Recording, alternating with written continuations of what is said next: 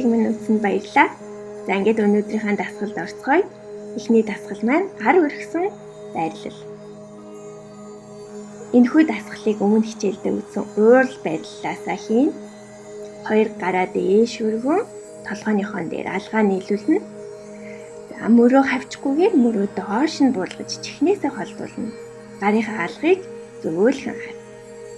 За хавиргаа урагш төмбөлөхгүй, ууц болон нуруугаа хитрхи хотойлохгүй хийхийг хичээгээрэй.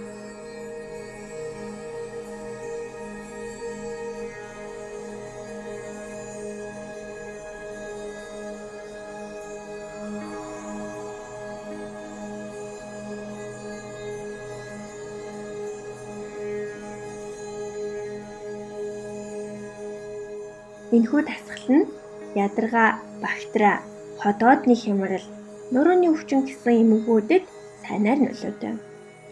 Түүнээс гадна гидс болон суг мөрийг сунгаж хоол боловсруулах эрхтнийг дэмжин. За уур уцаараас сэргийлж өгдөг дасгал байна.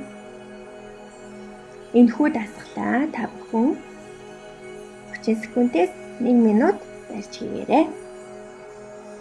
Мөрөө дээш хавчихгүй байхыг анхаараарай. Мөн хитрхи хотоохгүй хийхийг хичээгээрэй.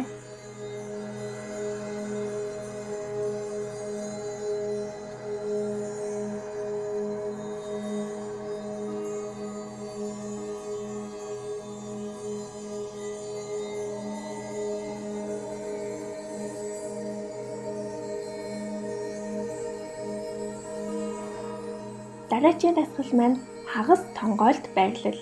Энэхүү дасгал нь биеийн урд хэсэг болон нурууг сунгаж өгнө, мөн гидсийг сэргээж өгнө, гидс дотрын үйл ажиллагааг дэмжиж өгнө. За энэхүү дасгалаа урд нь хийсэн гар үргэлт байдлаас хийн, нуруугаа цэх доош тонгооно, гарынхаа алгыг шалан дүргэнэ. За энэ үедээ нуруугаа цэх хийхийг хичээгээрэй. Мөн боломжтой бол хөлнийхөө ард хэсгийг тэнэлгэж хийгээрэй. Хүзүүний бэрхтэлтэй хүмүүс маань энэхүү дасгалыг хийхдээ хүзүүгээ дээш өргөж шахахгүй байхыг хичээгээрэй. Гарынхаа алгыг доош тавилаа, өвчүүгээ дээш өргөн нурууцыг хөлний ардл сунгаж хийхийг хичээгээрэй.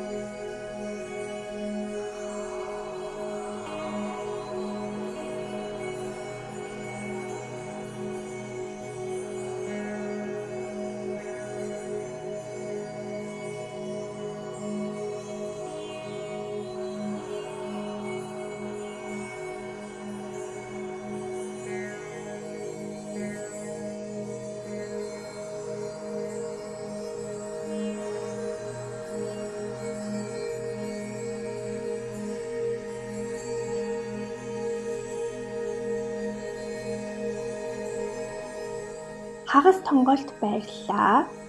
30 секундээс 1 минут барьж хийгээрэй. Амьсгалаа тайван ууж гүнзгий авч хийхийг хичээгээрэй.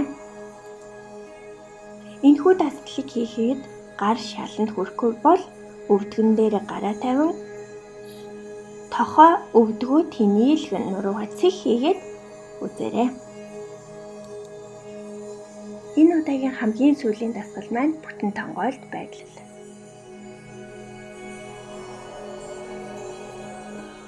Бүтэн тонгоолт байрлалаа хийхдээ доош тонгохдоо цаваараа тонгооно.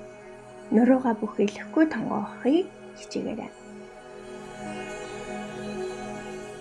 Энэхүү дасгал нь тархийг амрааж, стрессийг багасгаж, сэтгэл санааг тайвшруулж өгдөг. Мөн элэг болон бөөрийг сэргээж өгөхөд тустай. Гуйны хойд хэсгийг ард талыг болон өгзөгний булчин сонгож өгнө. Гуй болон өвдгийг хэрэгжүүлж өгнө. Мөн цэвэршилтийн үеийн шинж тэмдгүүдийг багасгаж өгөхөөс гадна ядаргаа болон ур бухимдлыг багасгаж өгнө. Нурууны бэрхтэлтэй хүмүүс маань энэхүү дасгалаа хана ашиглан хийх боломжтой?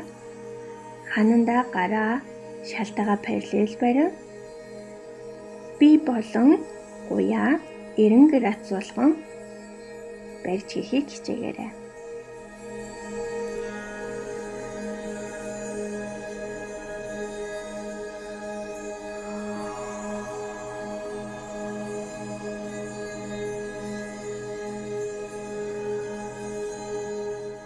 Бүтэн тонгоолт байрлалыг хийхэд түгээмэл гаргадаг 5 талтай байдаг. За, суудлын ясаа доош унгааж хийсэн байдаг.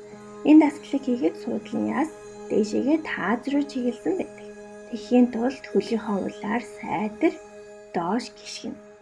За, хоёр дахь маань цавнаасаа эхэлж доошоо тонгоодоггүй буюу нурууныхаа ард хэсгийг бөөрөнхий болгож доошоо тонгоодог. За, дасгалынхаа туршид тонгоож байхдаа нуруугаа бүтээлэгдэг алдаа мөн далаа хавчих, хүзүүнийхээ ардлыг чангалж хүзүүгээ шахаж хийдэг алдаануудыг ихэнх хүмүүс гаргадаг. Тийм учраас энэ дасгалаа хийхдээ эдгээр 5 зүйлсийг хийхгүй байхыг хичээгээрэй.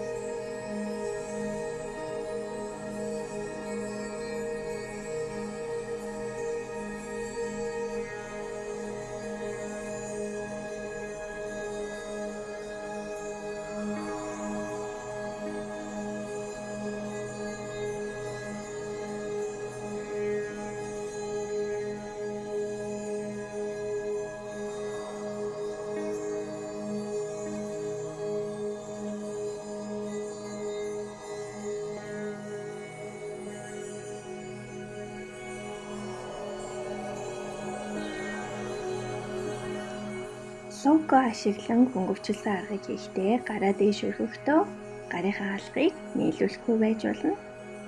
За, доош тонгоогоод лого гарынхаа доор тавиад нурууны ард хэсэг, хөлийнхаа ард хэсгийг тэнээлгэж хийнэ.